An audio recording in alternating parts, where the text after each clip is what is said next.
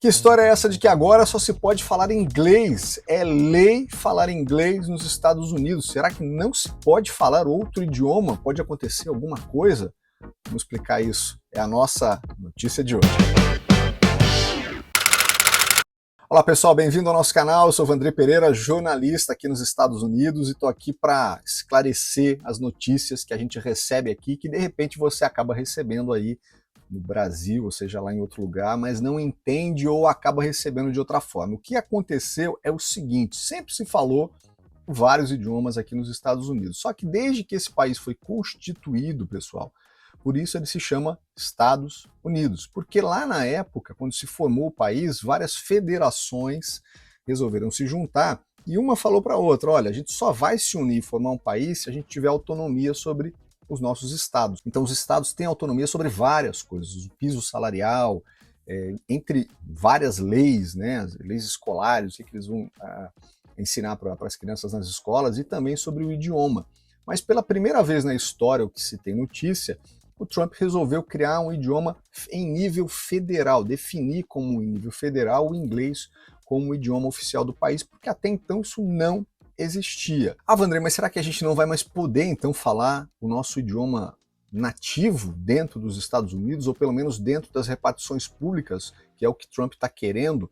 Bom, eu trouxe então para a gente analisar aqui o documento que foi assinado por ele, que é publicado aqui dentro do site da Casa Branca, o documento oficial para a gente ler, mas eu não vou ler o documento inteiro, ele tem 3 páginas, mas destaquei 2 pontos muito importantes que falam justamente sobre os imigrantes. Olha só que interessante o que diz Donald Trump nesse documento. Uma coisa que eu já venho falando aqui, inclusive, que falar inglês, atenção imigrante você, falar inglês não só abre portas economicamente, mas ajuda os recém-chegados a se envolverem em suas comunidades, a participarem de tradições nacionais e também retribuírem à sociedade americana.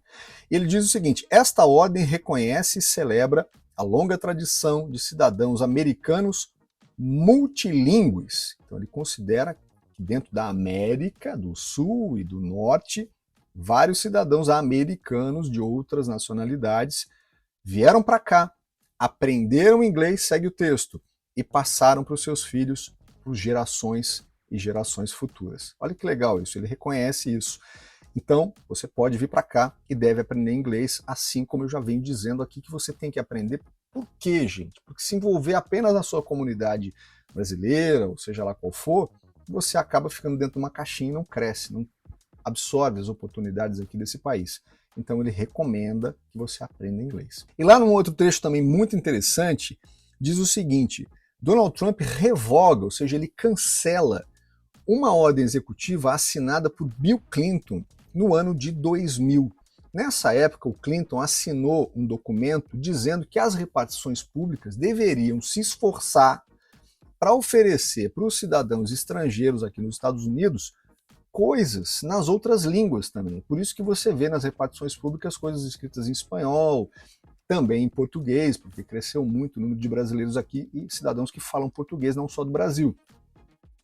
Mas Trump cancela, nesse documento atual agora, essa ordem executiva lá do Clinton, porém, ele não cancela totalmente. Ele diz o seguinte: olha, está cancelada aquela ordem executiva assinada lá pelo presidente Clinton, mas os chefes de agências, ou seja, das repartições públicas, não são obrigados a alterar, remover ou interromper a produção de documentos, produtos e serviços preparados e oferecidos em outros idiomas diferentes do inglês. Então vai ficar por cada chefe de agência, cada repartição pública, a sua obrigação de querer ou não, sua opção de querer ou não alterar os documentos. Claro que os documentos todos serão escritos em inglês, mas alterar o oferecimento de serviços em outros idiomas. Eu, sinceramente, gente, acho que isso não vai acabar, porque em todas as repartições públicas, inclusive nas escolas públicas,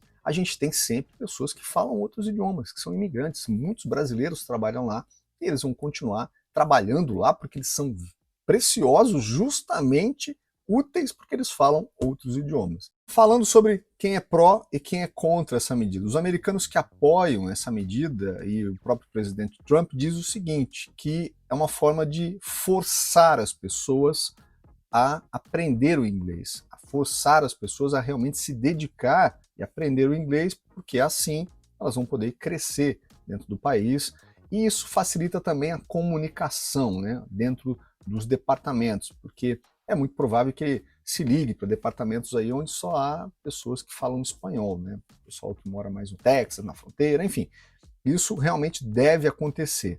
Mas o pessoal que é contra essa medida diz que pode se criar uma forma de marginalizar essas comunidades. Porque, por exemplo, a gente tem assistência de saúde aqui nos Estados Unidos que é formada muitas vezes por médicos que falam espanhol, médicos cubanos, né, e que atendem toda essa comunidade de pessoas que falam espanhol aqui nos Estados Unidos, assim como indianos, chineses. Então a obrigatoriedade, você imagina se um diretor lá do posto de uma clínica obriga, né, os caras, não, agora só vai se falar inglês aqui, e os pacientes que já são atendidos em outras línguas, e os brasileiros que querem ser atendidos em outras línguas, né? Então qual é a sua opinião? Quero saber, deixa nos comentários aqui, você é pró ou contra essa medida? Você acha que só deve se falar inglês e todo mundo deve se esforçar, ou você acha que deve ser mais aberto? Ou você acha que isso prejudica a identidade do país, a identidade dos Estados Unidos, né, criando-se aí lugares e polos, né, onde se falam outras línguas e não se fala o inglês. Em Miami, por exemplo, quase não se fala inglês.